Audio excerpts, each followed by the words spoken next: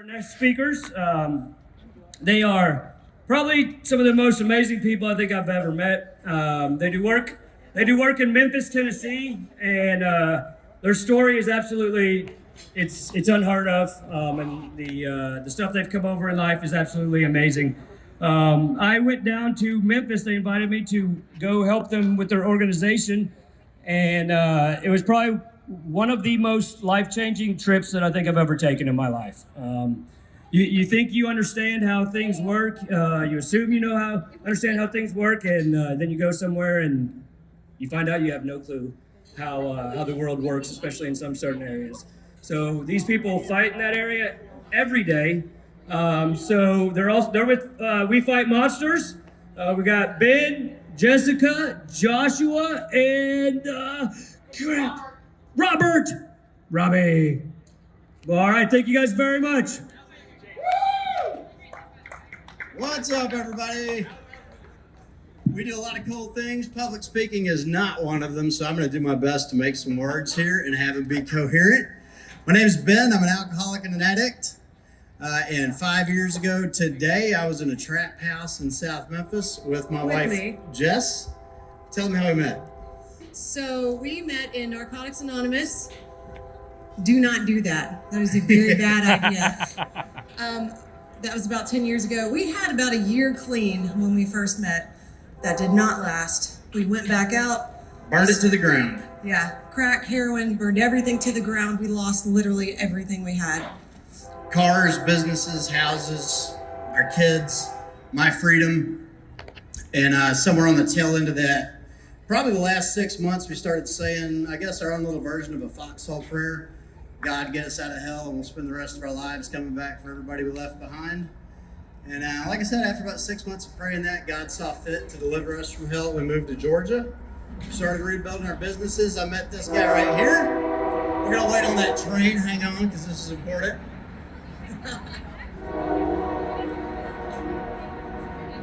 I feel like I'm in South Memphis right now. Trains interrupt every time we start talking. All right, so met this guy right here. We got our businesses back off the ground with his help. And in spring of 2021, Robert pushed Jess and I to do something that we had concocted, an act of addiction. And that was to start an organization called Flanders Fields. The idea was we were going to help other homeless and addicted vets get their feet under them again. And we started up Flanders Fields. We flew an amputee combat vet who was hopelessly addicted to opiates to treatment. Got the dude clean, and as you'll figure out as I continue talking, I have ADHD really bad and fall victim to shiny object syndrome. Our first shiny object as Flanders Fields was the evacuation out of Afghanistan. We actually worked with a lot of guys from Fort Bragg over here. By the time the evac was said and done, I think Flanders was running 68 safe houses. 68 safe houses, 8,500 miles away from home, less than 2 years clean, Jess and I. And we're suddenly responsible for keeping a bunch of Afghan allies alive, fed, housed. It was surreal. Since then, we've gone on to work the evacuation out of Ukraine, humanitarian demining in Ukraine, human trafficking in Mexico, hostage situations in Haiti, evacs out of Ecuador, all sorts of cool things. We felt like, we're doing good stuff. We've been praying Isaiah 6:8 for a couple of years at that point. Here am I, send me. Send me, he definitely did. And at some point in the middle of all that, God called a debt due because we had made a promise we were going to go back to Memphis for the people we left behind. So, we did. We did. We went back to the crack house that we used to live in. But before that, what did we do? Okay, so before that, Ben had actually gotten kicked out of a halfway house that he was court-ordered into. Back in 2014, I got kicked out of a halfway house and subsequently kicked off of drug court. We won't even go into all that, but we went back to the exact same judge that tried to send me to prison, who I guess had apparently been following from afar all of the cool stuff we were doing. And Judge Dwyer was like, you guys should do that here. As it turns out, the people that ran the halfway houses I got kicked out of had actually been praying for the previous year for another couple to come along and take over their mission because they were ready to retire. So Robert, myself, Robert's wife, and my beautiful wife Jess personally mortgaged those halfway houses. And the first thing we did was make it free of charge to any and all veterans. And we patted ourselves on the back, job well done. We came back to Memphis with the people we left behind, except we didn't leave any vets behind in Memphis. It was, who was it? We came back for the murderers and the prostitutes and the drug dealers that we used to live with. And so then God made us go back to that same crack house that we used to live in. We bled in. We were almost murdered in. We saw friends dying. And we started doing outreach, asking those same prostitutes and murderers if they're ready for something different. They weren't. They laughed at us in the beginning. Today, we own that house. We shut it down. We stopped all violent crime on that street when we did it. And we got probably half the women that were being trafficked out of that house into treatment and in recovery. In fact, one of them actually runs a house for us today where we house survivors of child trafficking with kids, which is pretty cool. The relationship with drug court, well, we'll get to that in a minute. Who's next? I can't even remember. Is it you? It is. Oh, so we'll talk about drug court now. Yeah, our relationship with drug court has been incredible. They're still using our halfway houses to house guys and women. And what we've started doing, and this was, I think, kind of Robert's idea, we've started pulling drug court clients into our work in South Memphis so that they can get some purpose behind them. And I could talk for days about that, but instead I'm going to have somebody who makes better words than me, who lived it, tell you about it. Yeah, so drug court, man. Drug court was an opportunity. At the time, I didn't know that drug court was going to be the opportunity that it was, but they allowed myself to pull myself out of the trenches and start my life over. I had to start seeing myself as a human and not just a criminal lost in the streets, which ultimately led me to these two. I ended up in their sober living home, working a program in their houses, seeing them come in and out and everything that they were doing in the streets to help others. And it was like anything else that I had never seen, man. Like the compassion and the love that they have for people in general, even people they don't know, mostly people they don't know, it's unwavering by anything else. I've never seen it. Like, I learned what compassion was from these two. Like, something that I tell people a lot, man, is, dude, they always show up with open arms and never open hands. It's never what you can do for them, or it's not what you can pay them back. It's they literally want to just see you be the best version of you that you can be. Once you start walking beside them and seeing everything that they're doing, and you're so welcomely joined, like they want you to help them. It gives you purpose. And once you have a little bit of purpose and you're working towards a purpose, man, it adds value to your life. Like I was saying just a few minutes ago, one of the biggest things that I've been able to pull from this whole mission is I can look at myself in the mirror today and be okay with who I see, and that was something that I never thought was going to be possible. And I was a dark individual. I was in the streets doing some things that honestly would probably have me in a penitentiary for the rest of my life if it wasn't for programs like Drug Court and for organizations like We Fight Monsters, because they don't look at the problem. They look at the solution to the problem. It doesn't matter where you are. Like, we'll meet you where you're at. It doesn't matter. You can be a drug dealer. You can be on drugs. You can be doing drugs. And we're going to treat you like the human being that you are and like you're one of God's people, because that's what we're called to do. We're supposed to show the love of Christ with everybody, every step of the way, with everything that we do.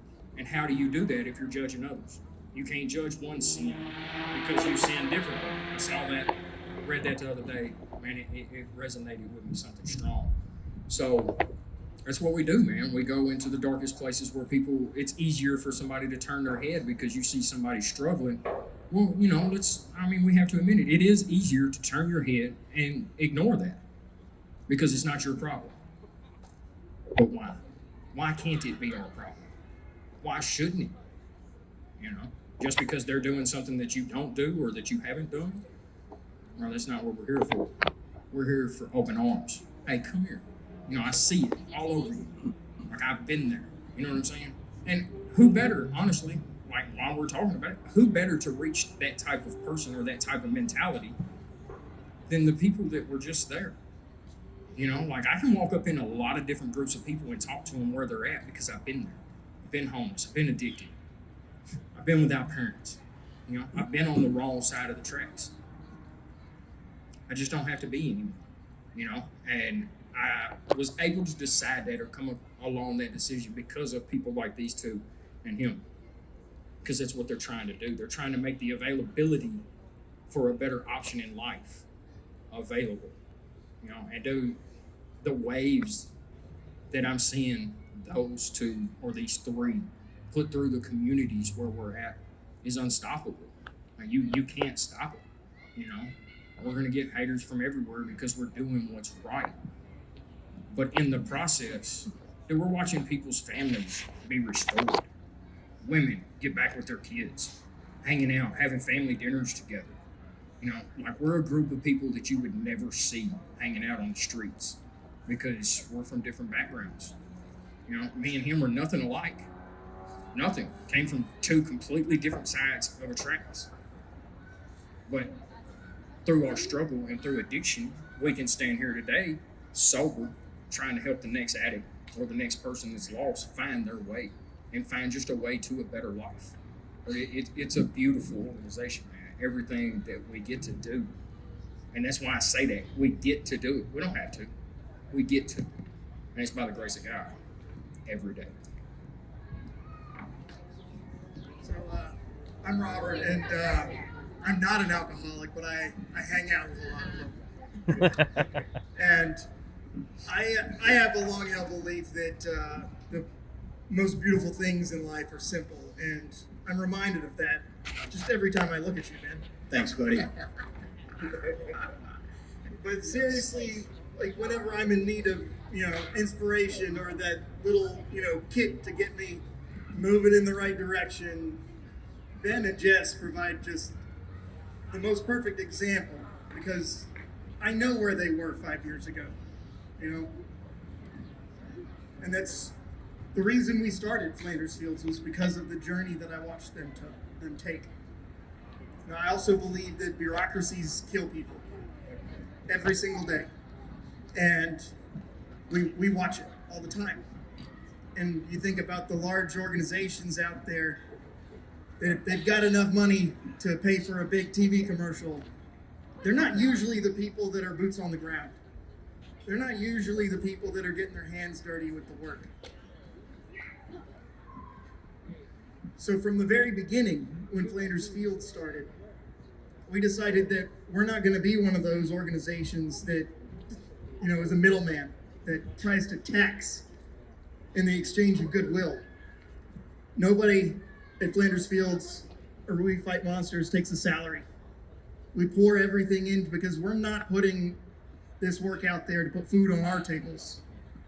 We're doing this to put food on the table of the kid that maybe he's got a mom in jail or a dad who can't figure out quite how to put something other than McDonald's on for dinner.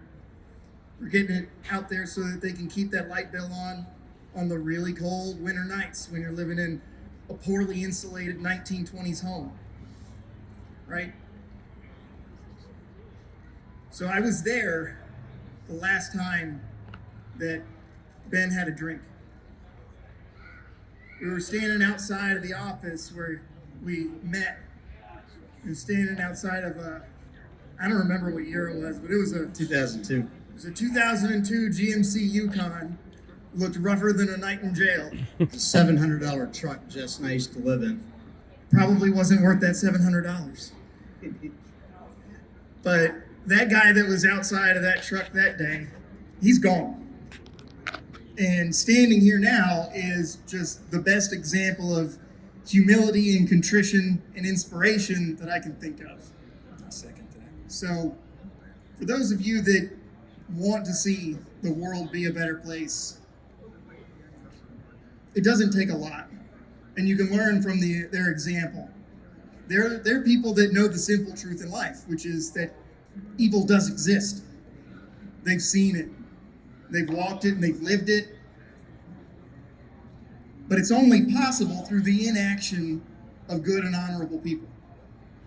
So if you want to see something change, get off your butts, roll up your sleeves, and go do those things that God burdens your heart with.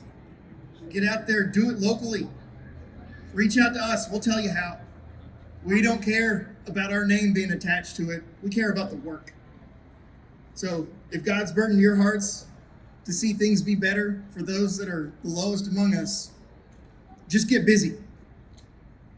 Tyler, do I have time to drop some closing thoughts on this?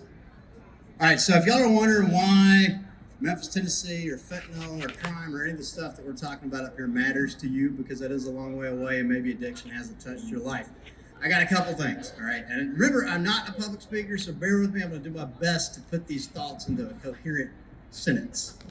Hopefully I can. If I can't, Josh will jump in. All right, so last year, fentanyl was the #1 killer of young Americans aged 18 to 45. The year before, too, 100,000 people died from a single substance. So you can't tell me addiction doesn't impact your family in some way, alcoholism, something. It's touched you somewhere, all right? The other issue is God calls us to love our neighbor. And who is our neighbor? Look at Jesus' example. Who was his neighbor? Who did he serve? The prostitutes, the bad guys, the broken. Now, that's not the demographic I'm telling y'all to get out there and serve. Find somebody who has a need you can meet and just get out there and do it. You know, we can all make a difference, and I've often said something along the lines that used to sound a lot more pretty when I say it, but it's not going to this time probably. If you move towards those things that break your heart, and you give it your all, and you do everything you possibly can to make a difference in that thing, you're going to realize it's not a battle you're fighting alone.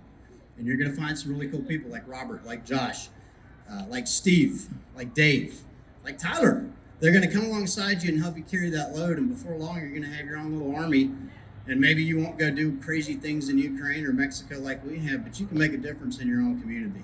We all can, every single one of us. And as an added bonus, when you move towards that thing that breaks your heart with everything you've got, you're going to find your purpose here on this earth. And I truly believe that purpose for all of us is what's going to set us apart in this world.